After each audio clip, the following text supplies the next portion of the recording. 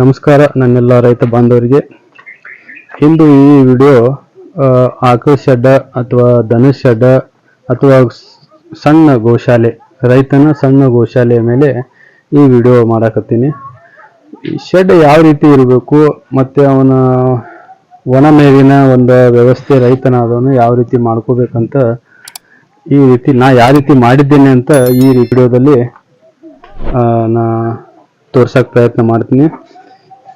ಇಲ್ಲಿ ಒಳಗೆ ನೋಡ್ಬೋದು, ರಾತ್ರಿ ಹೊತ್ತಲ್ಲಿ ದನ ಕರುಗಳಿಗೆ ಒಂದು ಸೇಫ್ ಇರಲಿ ಅಂತೇಳಿ, ಒಂದು ಸುರಕ್ಷೆ ಇರಲಿ ಅಂತೇಳಿ ಈ ರಾತ್ರಿ ಇಲ್ಲಿ ಕಟ್ತೇವೆ. ಒಳಗೆ ನೋಡ್ಬೋದು, ಈ ಕೆಳಗೆ ಕಾಂಕ್ರೀಟ್ ಹಾಕಿದ್ದೀನಿ ನಾನು. ಕಾಂಕ್ರೀಟ್ ಯಾಕೆ ಹಾಕಿದಪ್ಪ ಅಂದ್ರೆ, ಈಗ ಸಾವಯವ ಅಥವಾ ನೈಸರ್ಗಿಕ ಕೃಷಿ ಮಾಡಲಿಕ್ಕೆ ಮುಖ್ಯವಾಗಿ ಬೇಕಾಗಿರುವಂತ ಗೋಮೂತ್ರ ಶೇಖರಣೆ ಮಾಡುವ ಸಲುವಾಗಿ ನಾನು ಏನೈತಿ ಕಾಂಕ್ರೀಟ್ ಹಾಕಿದ್ದೇನೆ.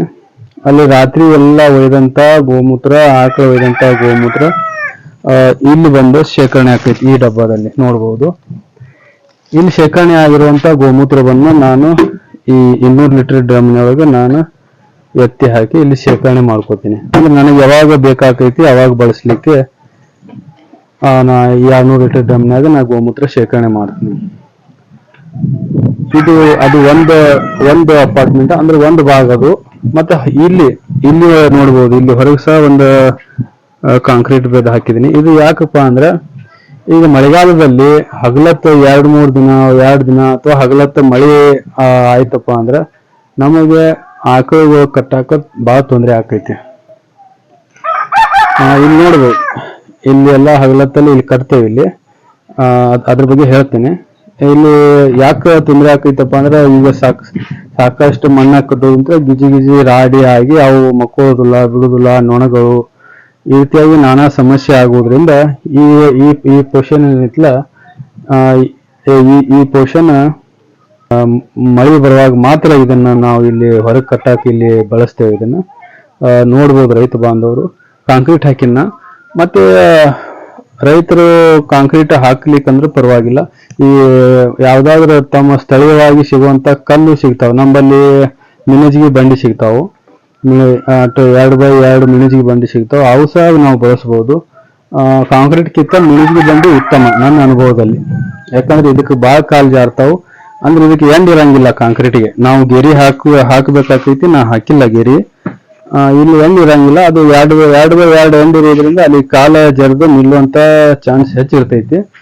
ಆದ ಕಾರಣ ರೈತರಾದವ್ರು ಮಿಣಿಜಿಗೆ ಬಂಡಿ, ಮತ್ತೆ ಅದು ಮಿಣಿಜಿಗೆ ಬಂಡಿ ಸಹ ಕಡಿಮೆ ಖರ್ಚಿನೊಳಗೆ ನಮ್ಮ ಶೆಡ್ ತಯಾರಾಕೈತಿ. ಆದ ಕಾರಣ ಮಿಣಿಜಿಗೆ ಬಂಡಿ ಹಾಕುವುದು ನನ್ನ ಅನುಭವದಲ್ಲಿ ಉತ್ತಮ. ಗೋಮೂತ್ರವನ್ನ ನಾವು ಜೀವಾಮೃತ ಮತ್ತು ಕೀಟನಾಶಕವಾಗಿ ಬಳಸಲಿಕ್ಕೆ ನಾವು ಉಪಯೋಗ ಮಾಡ್ತೇವೆ ಸಾವಯವ ರೈತರು. ಇಲ್ಲಿ ನೋಡ್ಬೋದು ರೈತ ಬಾಂಧವರು, ನಮ್ದು ಒಂದು ಹಸು ಮತ್ತು ಅದ್ರ ಕರು. ಈ ಪೋಷನ್ ಏನೈತಿಲ್ಲ, ಇಲ್ಲಿ ಬಿಸಿಲಾಗ ಕಟ್ಟಕ್ ಮಾಡೇವಿ ಇದು ಈ ಪೋಷನ್. ಇನ್ನೊಂದು ಮುಖ್ಯವಾದ ವಿಷಯ ಏನಪ್ಪಾ ಅಂದ್ರೆ,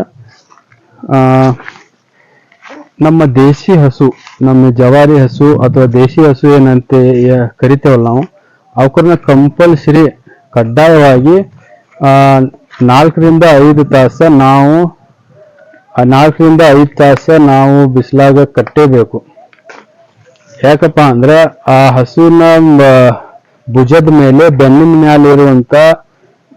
ಮ್ಯಾಲಿರುವಂತ ಸೂರ್ಯಕೇತು ನಾಡಿ, ಇಲ್ಲಿ ನೋಡ್ತಿರ್ಬೋದು ರೈತರು, ಇದು ಸೂರ್ಯಕೇತು ನಾಡಿ. ಈ ಸೂರ್ಯಕೇತುವಿನ ನಾಡಿನ ಮೇಲೆ ಕಂಪಲ್ಸರಿಯಾಗಿ ಸೂರ್ಯನ ಬಿಸಿಲು 4 ರಿಂದ 5 ತಾಸ ಬೀಳಲೇಬೇಕು. ಆದ ಕಾರಣ ರೈತರಾದವರು ಹಸುವನ್ನ, ಆಕಳನ್ನ ಕಂಪಲ್ಸರಿ 4 ರಿಂದ 5 ತಾಸ ಬಿಸಿಲಿಗೆ ಕಟ್ಟುವಂತ ಒಂದು ವ್ಯವಸ್ಥೆಯನ್ನ ಮಾಡ್ಕೊಳ್ಬೇಕು. ಇಲ್ಲಿ ನೋಡ್ಬೋದು ನಾ ಮಾಡಿದ್ದೀನಿ. ಇಷ್ಟೇನೈತಿಲ್ಲ, ಇದು ಪರಿಸಿ ಕಾಣ್ತದಲ್ಲ, ಇದು ಏನೈತಿ ಬಿಸಿಲಿಗೆ ಕಟ್ಲಿಕ್ಕೆ ಇಷ್ಟು. ಈ 11 ರಿಂದ 12 ಗಂಟೆಗೆ ಬಿಸಿಲ ಬರ್ತೈತಿ. ಆದ ಕಾರಣ ಈ ಕಡೆ ಕಟ್ಟಿದ್ದೇನೆ. ಅದಕ್ಕೆ ಬೆಳಗ್ಗೆ ಎದ್ದ ತಕ್ಷಣ ಅಲ್ಲೇ ಬಿಸಿಲಿಗೆ ಕಟ್ತೇವೆ 4-5 ತಾಸ. ಈಗ ಏನೈತಿಲ್ಲ ಇಲ್ಲಿ ಕಟ್ತೇವೆ. ಸಾಧ್ಯ ಆದಷ್ಟು ಹಸುವನ್ನ ಮಣ್ಣಿನ ಸ್ಪರ್ಶದಲ್ಲಿ ಇಡುವುದು ಬಹಳ ಒಳ್ಳೆಯದು. ಯಾಕಂದ್ರೆ ಹಸು ಮಣ್ಣನ್ನೇ ಬಯಸ್ತಾ ಇರೋದು. ಈ ಕಾಂಕ್ರೀಟ್ ಆಗಲಿ ಪರಿಸಿ ಆಗಲಿ ಅವು ಬಯಸುವುದಿಲ್ಲ. ಇದರ ಕರು. ಈ ಕರು ಏನೈತಿಲ್ಲ ಒಂದು ಉತ್ತಮವಾದ ಒಂದು ಜಾತಿಯ ಬೀಜದ ಹೋರಿಗೆ ಕಟ್ಟಿಸಿದಂತ ಹುಟ್ಟಿದಂತ ಈ ಕರು. ನೋಡ್ಬೋದು ಇದರ ಎತ್ತರ ಮತ್ತೆ ಇದರ ಮೈಕಟ್ಟು ಮತ್ತು ಉದ್ದ ಯಾವ ರೀತಿ ಇದೆ, ತುಂಬಾ ಅಗ್ರೆಸಿವ್ ಹೆಣ್ಣು ಕರು ಇದೆ. ಇದು ಸಹ ಮನೆಗೆ ಇಟ್ಕೊಳ್ಳೋದು. ತುಂಬಾ ಒಳ್ಳೆ ಬ್ರೀಡ್ ನಮ್ಮಲ್ಲಿ ಹುಟ್ಟಾಕತ್ತವೆ. ನೋಡ್ಬೋದು ರೈತ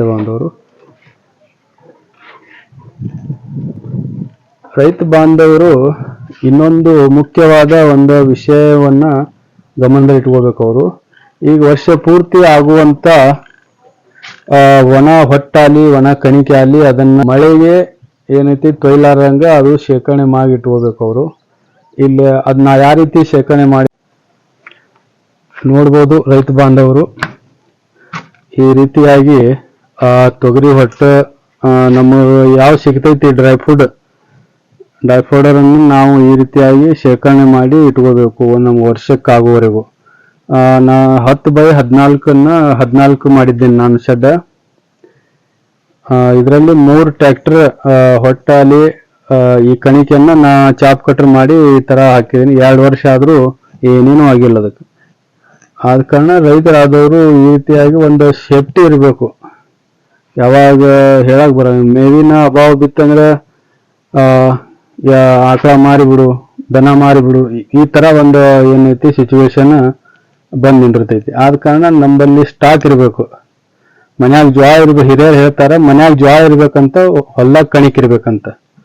ಇಷ್ಟಿದ್ರ ಏನ್ ಸಮಸ್ಯೆ ಇಲ್ಲ. ಆದ ಕಾರಣ ರೈತರು ತಮ್ಮ ಅನುಕೂಲ ತಕ್ಕಂಗ ಯಾವ ರೀತಿ ಅವ್ರಿಗೆ ಸಾಧ್ಯವೋ ಆ ರೀತಿಯಾಗಿ ನಾವು ಒಣಮೇವನ್ನ ಶೇಖರಣೆ ಮಾಡಿಟ್ಕೊಳ್ಳೋದು ಬಹಳ ಇಂಪಾರ್ಟೆಂಟ್. ಈ ಇನ್ನೊಂದು ವಿಷಯ ಏನಪ್ಪಾ ಅಂದ್ರೆ, ಈಗ ಸಾವಯವ ಕೃಷಿ ಹೇಗ್ ಮಾಡ್ಬೇಕು, ಹ್ಯಾಂಗ್ ಮಾಡುದು ಅದನ್ನ ಎಲ್ಲ ಆಗುದಿಲ್ಲ. ಅವೆಲ್ಲ ಗೊಬ್ಬರ ಹಾಕಿದ್ರೆ ಬೆಳೀತದೆ, ಎಣ್ಣೆ ಹೊಡಿದ್ರೆ ಬೆಳೀತದೆ. ಈ ರೀತಿ ಒಂದು ಮನಸ್ಥಿತಿ ಎಲ್ಲಾ ರೈತರಲ್ಲಿ ಸರ್ವೇ ಸಾಮಾನ್ಯವಾಗಿ ಕಂಡು ಬರ್ತೈತಿ. ಈಗ ನಾ ಹೇಳುದೇನಪ್ಪಾ ಅಂದ್ರೆ, ಈಗ ನಿಮ್ಮ ಆಸ್ಪಾಸ್ನೊಳಗ 5 ವರ್ಷ 10 ವರ್ಷ 15 ವರ್ಷ 20 ವರ್ಷಗಟ್ಲೆ ಸಾವಯವ ರೈತರು ಇದ್ದೇ ಇರ್ತಾರ. ಪ್ರತಿಯೊಂದು ಜಿಲ್ಲೆ ಅಲ್ಲಿ ತಾಲೂಕಲ್ಲಿ ಸಾವಯವ ರೈತರು ಇದ್ದೇ ಇರ್ತಾರೆ. ಅವ್ರ ಹತ್ರ ಹೋಗಿ ಕೇಳೋದು, ನೀವು ಯಾವ ತರ ಮಾಡಾಕತ್ತೀರಿ, ಸುರಿ ಹೆಂಗ್ ಮಾಡಿದಿರಿ, ಯಾವ ರೀತಿ ಮಾಡಬೇಕು, ಕೀಟನಾಶಕ ಯಾವ ರೀತಿ ತಯಾರಿಸ್ಕೋಬೇಕು, ಮತ್ತೆ ನಾವು ಶಿಲೀಂಧ್ರನಾಶಕವನ್ನ ಯಾವ ರೀತಿ ನಾವು ತಯಾರು ಮಾಡ್ಕೋಬೇಕು ಅಂತ ಹೇಳಿ ಕೇಳಬೇಕು. ಈಗ ಏನೇನೋ ಕಲಿಲಾಕ 4-5 ವರ್ಷಗಟ್ಲೆ 5-6 ವರ್ಷಗಟ್ಲೆ ಹೋಗಿ ಅಲ್ಲೆಲ್ಲೋ ಅದಕ್ಕೆ ಮತ್ತೆ ಇದು ಜೀವನ ಪೂರ್ತಿ ಮಾಡುವಂತ ಒಂದು ಕಾಯಕ ಇದು ಕೃಷಿ. ನಾವು ಮಾಡೋದು, ಮುಂದೆ ನಮ್ಮ ಮಕ್ಕಳು ಮಾಡೋದು, ಮತ್ತೆ ಮೊಮ್ಮಕ್ಕಳು ಮಾಡೋದು. ಯಾವಾಗ ಭೂಮಿ ಮೇಲೆ ಮನುಷ್ಯ ಇರ್ತಾನ ಅಲ್ಲಿ ತನ ಕೃಷಿ ಕಾಯಕ ನಡಿದೆ. ಯಾಕಂದ್ರ ಮನುಷ್ಯನಿಗೆ ಮುಖ್ಯವಾಗಿ ಬೇಕಾಗಿರುವಂತ ಆಹಾರ. ಹೊಟ್ಟೆ ತುಂಬಿದ ಮೇಲೆ ಮತ್ತೊಂದು ವಿಚಾರ ಬರಕ್ ಚಾಲು ಮಾಡ್ತಾವ. ಖಾಲಿ ಹೊಟ್ಟೆಲೆ ಯಾವುದೇ ವಿಚಾರಗಳು ಮನುಷ್ಯನಿಗೆ ಬರುವುದಿಲ್ಲ. ಆದ ಕಾರಣ ಕೃಷಿ ಮನುಷ್ಯನ ಅವಿಭಾಜ್ಯ ಅಂಗ, ಮುಖ್ಯವಾದ ಅದು ಕಾಯಕ. ಅದು ಏನಂತಾರಲ್ಲ, ಆಹಾರಕ್ಕೆ ಪರ್ಯಾಯವಾದ ವಸ್ತು ಯಾವುದೂ ಇಲ್ಲ. ದುಡ್ಡಿಗೆ ಪರ್ಯಾಯವಾಗಿರುವಂಥದ್ದು ಬೇಕಾದಷ್ಟು ಕಸುಬುಗಳು ಅದಾವು. ಆಹಾರಕ್ಕೆ ಪರ್ಯಾಯವಾಗಿರುವಂತ ಯಾವುದೇ ಇಲ್ಲ, ಅದು ಕೃಷಿನೇ.